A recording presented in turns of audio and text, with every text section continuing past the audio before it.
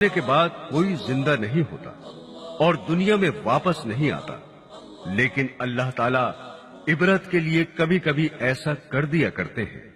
ہر دور میں کوئی نہ کوئی ایسا واقعہ پیش آتا رہا ہے، یہاں تک کہ کوئی زندہ ہو گیا اور اس نے مرنے کے بعد کا حال سنایا اور پھر مر گیا۔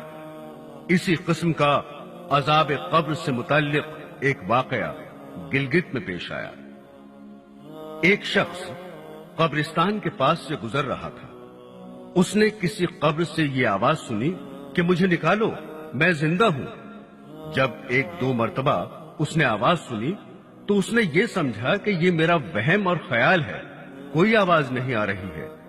لیکن جب مسلسل اس نے یہ آواز سنی تو اس کو یقین ہونے لگا۔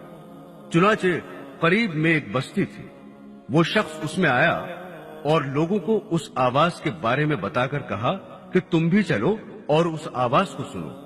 چنانچہ کچھ لوگ اس کے ساتھ آئے، انہوں نے بھی یہی آواز سنی اور سب نے یقین کر لیا کہ واقعی یہ آواز قبر سے آ رہی ہے۔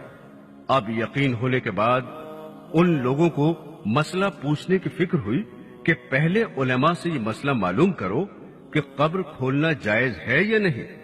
چنانچہ وہ لوگ محلے کی مسجد کے امام صاحب کے پاس گئے اور ان سے کہا کہ اس طرح قبر سے آواز آ رہی ہے اور میت یہ کہہ رہی ہے کہ مجھے قبر سے باہر نکالو، میں زندہ ہوں۔ امام صاحب نے فرمایا، اگر تمہیں اس کے زندہ ہونے کا یقین ہو گیا ہے تو قبر کو کھول لو اور اس کو باہر نکال لو۔ چنانچہ یہ لوگ ہمت کر کے قبرستان گئے اور جا کر قبر کھولی۔ اب جو ہی تختہ ہٹایا تو دیکھا اندر ایک عورت ننگی بیٹھی ہوئی ہے اور اس کا کفن گل چکا ہے، اور وہ عورت کہہ رہی ہے، جلدی سے میرے گھر سے میرے کپڑے لاؤ، میں کپڑے پہن کر باہر نکلوں گی۔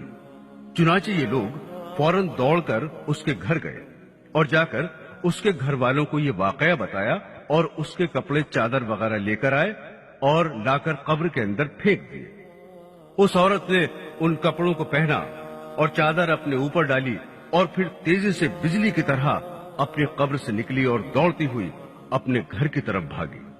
گھر جا کر ایک کمرے میں چھپ کر اندر سے کنڈی لگا لی۔ اب جو لوگ قبرستان آئے تھے دوڑ کر اس کے گھر پہنچے، ان کو وہاں جا کر معلوم ہوا کہ اس نے اپنے کمرے کے اندر سے کنڈی لگا رکھی ہے۔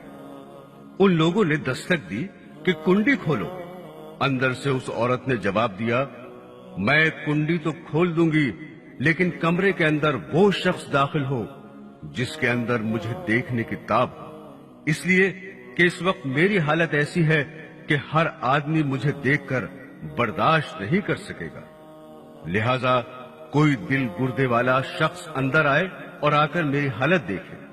اب سب لوگ اندر جانے سے ڈر رہے تھے، مگر دو چار آدمی جو مضبوط دل والے تھے انہوں نے کہا کہ تم کنڈی کھولو، ہم اندر آئیں گے۔ چنانچہ اس نے کنڈی کھول دی اور لوگ اندر چلے گئے۔ اندر وہ عورت اپنے آپ کو چادر میں چھپائے بیٹھی ہوئی تھی۔ جب یہ لوگ اندر پہنچے تو اس عورت نے سب سے پہلے اپنا سر کھولا۔ ان لوگوں نے دیکھا کہ اس کے سر پر ایک بھی بال نہیں ہے، وہ بالکل خالی کھوپڑی ہے، نہ اس پر بال ہے نہ کھال ہے، صرف خالی ہڈی ہڈی ہے۔ لوگوں نے اس سے پوچھا، تیرے بال کہاں گئے؟ اس عورت نے جواب دیا کہ جب میں زندہ تھی تو ننگے سر گھر سے باہر نکلا کرتی تھی، پھر مرنے کے بعد جب میں قبر میں لائی گئی تو فرشتوں نے میرا ایک ایک بال نوچا، اور اس نوچنے کے نتیجے میں بال کے ساتھ کھال بھی نکل گئی۔ اب میرے سر پر نہ بال ہیں نہ کھال ہے۔ اس کے بعد اس عورت نے اپنا منہ کھولا۔ جب لوگوں نے اس کا منہ دیکھا تو اتنا خوفناک ہو چکا تھا کہ سوائے دانتوں کے کچھ نظر نہیں آیا، نہ اوپر کا ہونٹ موجود تھا نہ نیچے کا ہونٹ موجود تھا، بلکہ 32 کے 32 دانت سامنے جڑے ہوئے نظر آ رہے تھے۔ سوچئے، اگر کسی انسان کے صرف دانت ہی دانت نظر آئیں تو کتنا ڈر اور خوف معلوم ہوتا ہے۔ اب ان لوگوں نے اس عورت سے پوچھا، تیرے ہونٹ کہاں گئے؟ اس عورت نے جواب دیا، میں اپنے ہونٹوں پر لپسٹک لگا کر नामहरम मर्दों के सामने जाया करती थी। इसकी सजा में मेरे होंठ काट लिए गए, इसलिए अब मेरे चेहरे पर होंठ नहीं है। फिर उस औरत ने अपने हाथ और पैरों की उंगलियां खोली। लोगों ने देखा कि उसके हाथ और पैरों की उंगलियों में एक भी नाखून नहीं था। तमाम उंगलियों के नाखून गायब थे। उससे पूछा, तेरी उंगलियों के नाखून कहां गए? उस औरत ने जवाब दिया, नाखून पालिश लगाने की वजह से मेरा एक एक नाखून खींच लिया गया। चूंकि मैं ये सारे काम करके घर से बाहर निकला करती थी, इसलिए जैसे ही मैं मरने के बाद कब्र में पहुंची तो मेरे साथ ये मामला किया गया और मुझे ये सजा मिली कि मेरे सर के बाल भी नोच लिए गए, मेरे होंठ भी काट दिए गए और नाखून भी खींच लिए गए।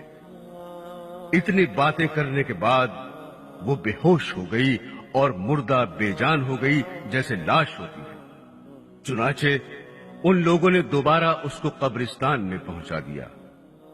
मोहतरम खवातीन, अल्लाह ताला को ये इबरत दिखानी मकसूद थी कि देखो इस औरत का क्या अंजाम हुआ और इसको कितना हौलनाक अजाब दिया गया। बेपर्दा खवातीन इस वाक़े से इबरत लें और इन गुनाहों से तौबा करें।